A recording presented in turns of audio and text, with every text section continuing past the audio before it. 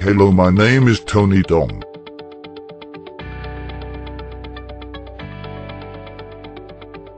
Hong Kong marks 28 years since bloody Tiananmen crackdown. Hong Kong. Thousands of Hong Kongers attended a candlelight vigil on Sunday to commemorate victims of the Chinese government's 1989 brutal military crackdown on protesters in Beijing's Tiananmen Square, while Taiwan's president called on Beijing to face up to the history.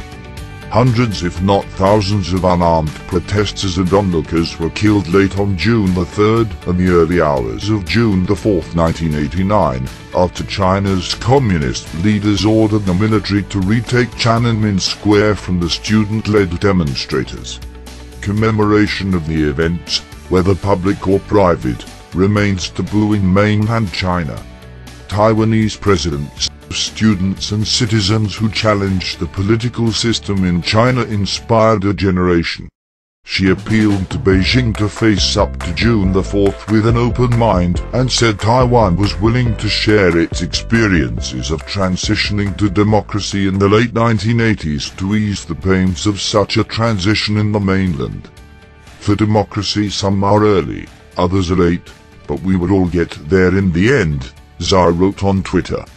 While mainland Chinese are only dimly aware of what happened at Tiananmen Square nearly 3 decades ago, the subject is openly discussed in Taiwan, a self-governing island, and Hong Kong, a special Chinese region with much autonomy and legally entrenched freedom of speech and other civil rights unseen on the mainland. Annual evening vigil in Hong Kong is the only large-scale commemoration on Chinese territory of the Tiananmen bloodshed. Some 110,000 people attended on Sunday, according to organizers, while police estimated the turnout at 18,000. Last year, the numbers were 125,000 and 21,800, respectively. People held up their lit cell phones, some with pictures of candles showing on the screen as a band played upbeat songs to rally the crowd, and activists gave speeches about the importance of getting young people to attend. "I don't want this part of history to become blurred," said office worker Emily Yu, 42, who attended the gathering in Victoria Park. "It was really a massacre of people. Those young people came out and did all they could for freedom and democracy but didn't achieve it." Lois Wu, 36, who works for a non-governmental organization, said, "We don't want to let people think we've forgotten, as if with the passing of time it's like, oh, this never really happened. No. Every year we remember."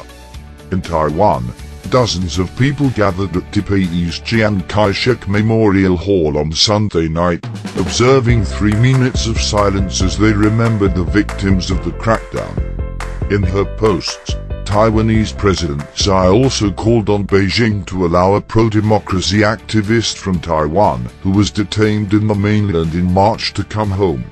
Li Ming-che, detained on suspicion of conducting activities harming China's national security, has previously conducted online lectures on Taiwan's democratization and managed a fund for families of political prisoners in China.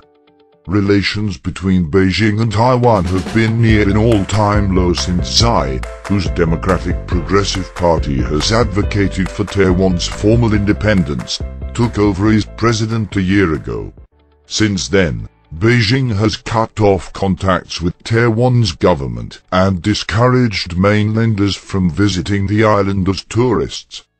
The authoritarian Communist Party rulers in Beijing insist that Taiwan and the Chinese mainland are part of a single Chinese nation and have vowed to take control of the island by force if necessary. Thank you for watching. For the follow-up, subscribe to the channel yourself here.